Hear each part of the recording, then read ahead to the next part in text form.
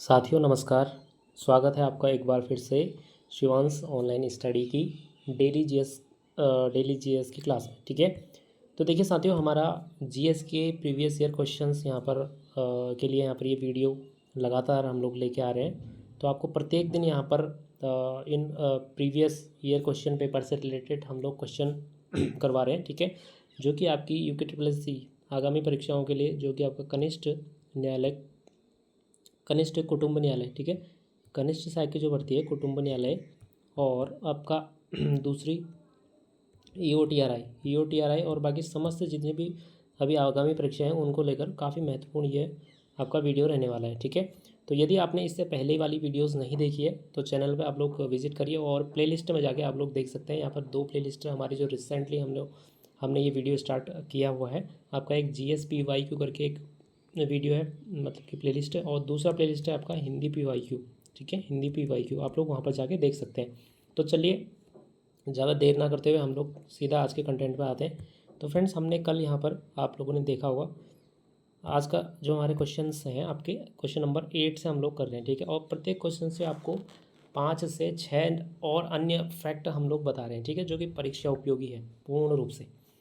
तो देखिए आज का जो प्रश्न है, निम्नलिखित में से झीलों का उनकी साइज के घटते क्रम में सही क्रम कौन सा है। ठीक है, तो उनकी साइज़ की बात हो रही है, यानी कि उनके क्षेत्रफल के अकॉर्डिंग। ठीक है, तो क्षेत्रफल के अकॉर्डिंग आपको इन चारों ऑप्शंस में से ये आपको अगर नहीं पता है तो आपके लिए बहुत ज़्यादा डिफ़िकल्ट होगा इसमें आंसर को चुनना। ठीक है, तो देखिए इसको करने से पहले हम विश्व की सबसे बड़ी झीलें देखेंगे। ठीक है, सबसे बड़ी झीलें हम लोग थोड़ा सा देख लेते हैं, जिससे आपको एक थोड़ा सा इस क्वेश्चन को हल करने में मदद मिलेगा। ठीक है, तो देखिए क्षेत्रफल के अकॉर्डिंग जो है आपका विश्व की सबसे बड़ी झील, ठीक है, क्षेत्रफल के अकॉर्डिंग, क्षेत्रफल अनुसार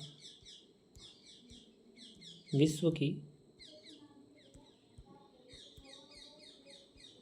सबसे बड़ी, आप लोग लिख लीजिएगा, बड़ी झील, क्योंकि इससे आपको आंसर तक पहुंचने में बहुत मदद मिलती है। इसलिए मैं बोलता हूँ जो भी यहाँ पर आपको नोट डाउन करवाया जाता है आप लोग उसको लिख लीजिए। ठीक है, तो देखिए इसमें सबसे बड़ी झील आपकी विश्व की क्षेत्रफल के अनुसार वो आपकी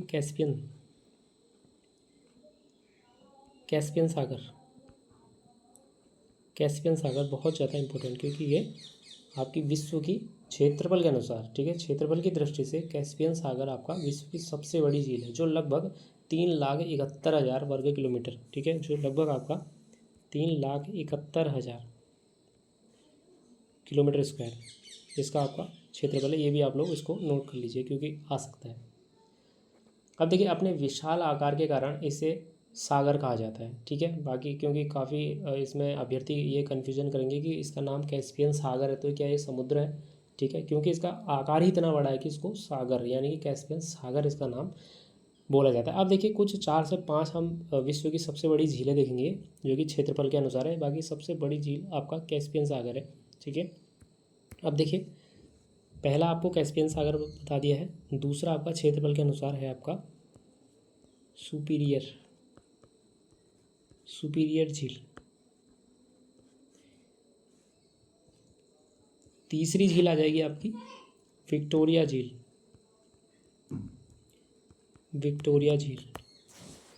चौथी झील है आपकी ह्यूरन झील,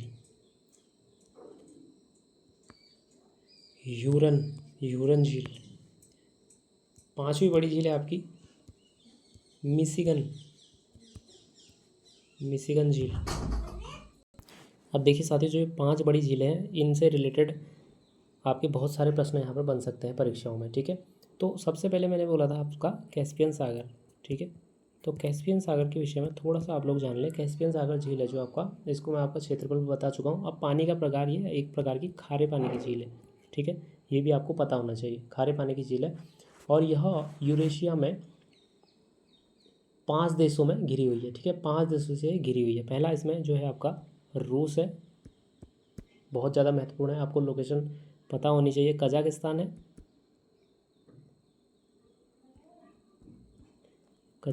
है, तुर्कमेनिस्तान है, तुर्कमेनिस्तान है, तुर्कमेनिस्तान है, ईरान है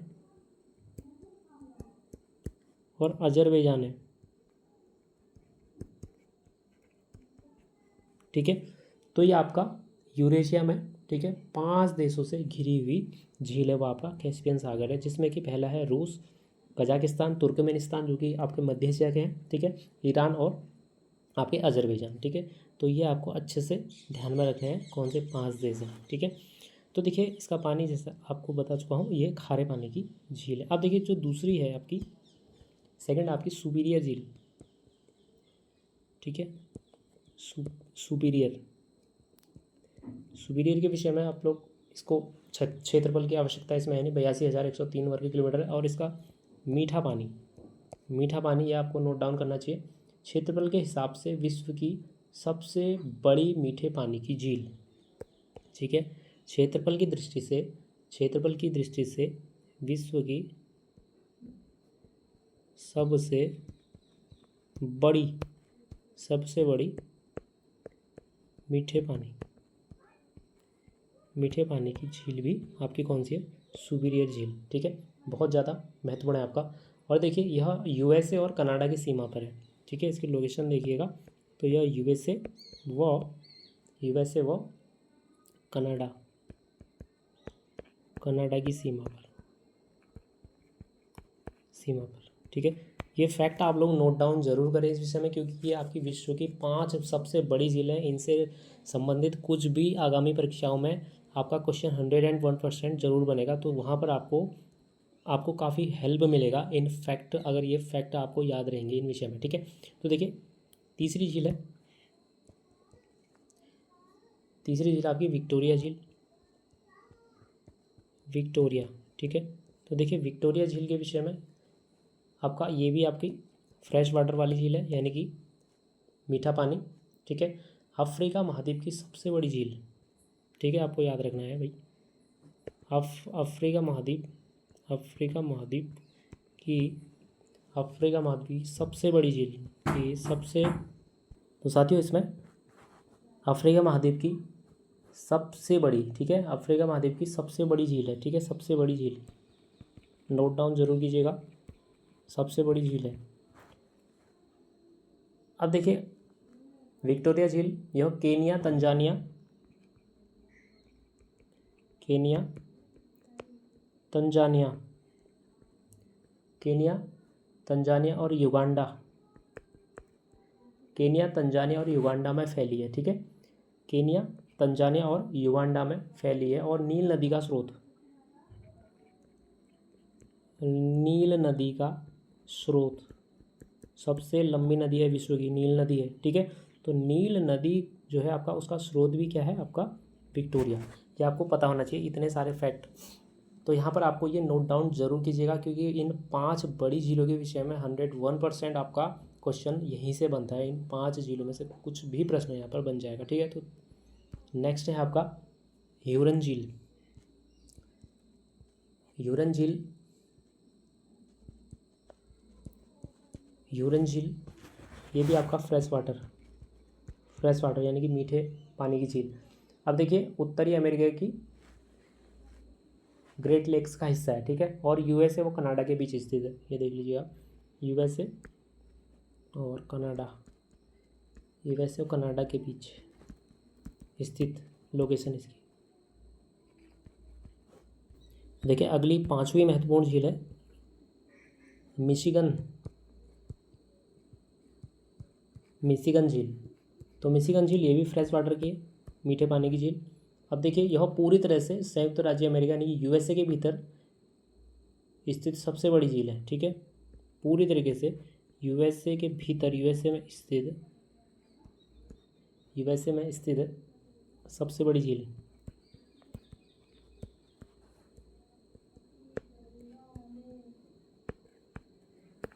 ठीक है, तो इतने फैक्ट आपके क्लियर हो गए होंगे। ठीक है, अब देखिए जो हमारा क्वेश्चन है उस पर चलते हैं सीधा सीधा। तो क्वेश्चन में आपका क्रम दिया हुआ है, निम्न में से झीलों का उनकी साइज के यानी कि क्षेत्रफल के घटते क्रम में सही क्रम कौन सा है। तो सबसे, अब देखिए घटते क्रम पूछा है तो यानी कि सबसे छोटी झील जो होगी आपकी लास्ट में होगी, ठीक है।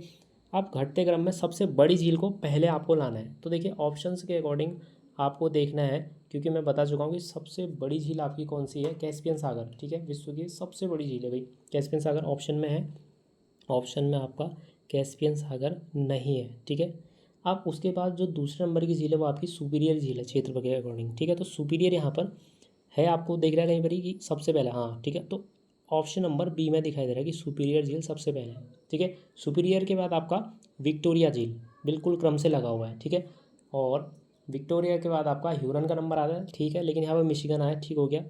उसके बाद आपका चिल्का झील है, ठीक है। तो बहुत ज़्यादा देखिए कितना महत्वपूर्ण है। आई थिंक आपका ये क्वेश्चन जो मैंने आपको बताया 5 झीलें जो आपको बताई, सीधा सीधा कनेक्ट है यहाँ पर, वहीं से हो रहा है, ठीक है। तो सुपीरियर झील आई है इसलिए, उसके बाद विक्टोरिया, फिर मिशिगन, फिर चिल्का। तो राइट आंसर आपका ऑप्शन नंबर बी है। तो फ्रेंड्स आज का अगला महत्वपूर्ण प्रश्न है क्वेश्चन नंबर 9। तो देखिए क्वेश्चन नंबर 9, संयुक्त राज्य अमेरिका का ग्रैंड कैनियन निम्नलिखित नदियों में से किसके द्वारा निर्मित है। तो देखिए जो यूएसए का ग्रैंड कैनियन है यह एक प्रकार से क्या है, ठीक है। तो ग्रैंड कैनियन अमेरिका अमेरिका में स्थित है, ठीक है। अमेरिका में स्थित, इसकी लोकेशन आपको ठीक है अमेरिका है, क्योंकि क्वेश्चन अगली बार चेंज हो गई, आ सकता है कि भाई जो ग्रैंड कैनियन नामक एक घाटी है ये कहाँ पर है, इसकी लोकेशन है, ठीक है। तो यह क्या है का आपका दुनिया की सबसे बड़ी गहरी और एक प्रसिद्ध प्राकृतिक घाटियों में से एक है, एक विशाल घाटी है, ठीक है। अब देखिए ये विशाल घाटी जो है यह कोलोराडो नदी के लाखों सालों के बहाव और चट्टानों के कटाव से बनी एक बेहद गहरी घाटी है, ठीक है। तो कौन सी नदी से निर्मित हुआ है, इसका मतलब ऑप्शन नंबर डी कोलोराडो नदी, ठीक है। क्योंकि कोलोराडो नदी के लाखों सालों के बहाव और चट्टानों के कटाव से ही इस घाटी का निर्माण हुआ है। अब देखिए साथियों जो अमेरिका का ग्रैंड कैनियन है, ठीक है। तो ग्रैंड कैनियन आपका एक विश्व धरोहर स्थल भी है, क्योंकि इसे यूनेस्को द्वारा विश्व धरोहर घोषित किया गया और यह यूएसए का एक प्रमुख नेशनल पार्क है, ठीक है। ये क्या है, एक प्रमुख नेशनल पार्क, ठीक है। आप लोग ये भी नोट डाउन कर लीजिए, नेशनल पार्क यूएसए का एक ये नेशनल पार्क भी है, ठीक है। तो इसमें प्रमुख नदी कौन सी नदी के यहाँ पर महत्वपूर्ण है इसके लिए आपका कोलोरेडो नदी, जो कि इसी के बहाव और कटाव के कारण इस घाटी का निर्माण हुआ है। तो देखिए साथियों आज का अगला महत्वपूर्ण प्रश्न है, निम्न ग्रहों में से कौन सा सूर्य के चारों ओर एक चक्कर पूरा करने में, ठीक है, मतलब कि सूर्य के चारों ओर एक चक्कर पूरा करने में सबसे अधिक समय लेता है। तो देखिए कौन सा वह ग्रह है जो सूर्य के चारों ओर एक चक्कर पूरा करने में सबसे अधिक समय लेता है। तो देखिए जो ग्रह आपका सूर्य से, ठीक है, जितना अधिक दूर होगा, जितना अधिक उसकी डिस्टेंस होगी तो वह उतना अधिक समय लगाएगा, और जो ग्रह जितना आपका नज़दीक होगा सूर्य से, ठीक है, वह उतना कम समय लेगा, ठीक है। तो देखिए ऑप्शंस के अकॉर्डिंग आपके शनि है, अरुण है, वरुण है और बृहस्पति है, ठीक है। तो सबसे अधिक समय जो आपका सूर्य का एक चक्कर पूरा करने में लगाएगा वो लगाएगा आपका नेपच्यून यानी कि वरुण, ठीक है। वरुण ग्रह ऑप्शन नंबर सी। तो आपका जो वरुण है वह सर्वाधिक समय लगाता है सूर्य की परिक्रमा करने में, अपनी एक परिक्रमा यानी कि एक चक्कर पूरा करने में लगभग आपका कितना समय लगेगा, 165 पृथ्वी वर्ष, ठीक है। तो ये भी आपका आ सकता है, कितना समय लगेगा, ये आपका 165 पृथ्वी वर्ष, ठीक है। ये आप लोग इस डाटा को नोट डाउन कर लीजिए, ठीक है। तो कितना लगाएगा, 165 अर्थ ईयर यानी कि 165 पृथ्वी वर्ष। इसके बाद देखिए अगर सबसे कम समय कौन लगाएगा सूर्य का एक परिक्रमा करने में, तो इसका आपका राइट आंसर होना चाहिए। तो सबसे कम समय आपका लगाएगा वो हो जाएगा आपका बुध, ठीक है। बुध सबसे नज़दीक होने के कारण बुध सबसे कम समय लगाएगा। तो वह समय कितना लगाएगा वो भी आपको नोट डाउन करना चाहिए, 88 पृथ्वी वर्ष, ठीक है, 88 पृथ्वी वर्ष, ठीक है। तो ये आपको दोनों डाटा याद होने चाहिए, क्योंकि अगली परीक्षा में आपको इस प्रकार के क्वेश्चन 101% आपको दिखाई देंगे। तो साथियों आपके दोनों क्वेश्चन के डाउट यहाँ पर क्लियर हो गए होंगे, क्योंकि वरुण जो है आपका सबसे अधिक समय लगाएगा सूर्य की एक परिक्रमा करने में। कितना लगाएगा? 165 पृथ्वी वर्ष, ठीक है। और आपका बुध सबसे नज़दीक होने के कारण ये आपका सबसे कम समय लगाएगा, ये लगाएगा 88 पृथ्वी दिन, ठीक है। तो 88 पृथ्वी दिन इसका क्या लगाएगा? आपको सबसे कम समय लगाएगा 88 पृथ्वी दिन। साथियों, आज का अगला अति महत्वपूर्ण प्रश्न है, देखिए कोपेन के जलवायु वर्गीकरण के अनुसार, ठीक है। तो यहाँ से आपके 101% आपके बार बार क्वेश्चन वर्तमान में बन रहे हैं, ठीक है। तो बहुत ज़्यादा महत्वपूर्ण है। कोपेन के जलवायु वर्गीकरण के अनुसार AMW जलवायु मुख्यतः भारत के किस भाग में पाई जाती है, ठीक है। तो यहाँ पर AMW की बात हो रही है, तो इसका राइट आंसर आपका ऑप्शन नंबर बी, यानी कि पश्चिमी तटीय प्रदेश, यानी पश्चिमी घाट की बात हो रही है, ठीक है। यानी कि वेस्टर्न कोस्टल रीजन की बात हो रही है, ठीक है। वेस्टर्न कोस्टल रीजन की ये बात करेगा AMW, ठीक है। इसीलिए AMW इसका नाम है, पश्चिमी तटीय प्रदेश, यानी कि पश्चिमी घाट की बात हो रही है। तो यह मुख्य रूप से मुंबई के दक्षिण से लेकर कन्याकुमारी तक फैला हुआ है, ठीक है। तो यदि मैं थोड़ा सा आप लोग को बात करूं यहाँ पर, तो आपका यहाँ पर कन्याकुमारी आपका है, तो यहाँ से आपका इसकी जो मुख्य लोकेशन है मुंबई के दक्षिण से, ठीक है। मुंबई के दक्षिण से आपके कन्याकुमारी तक इसका क्या है? फैला हुआ है ये वाला एरिया।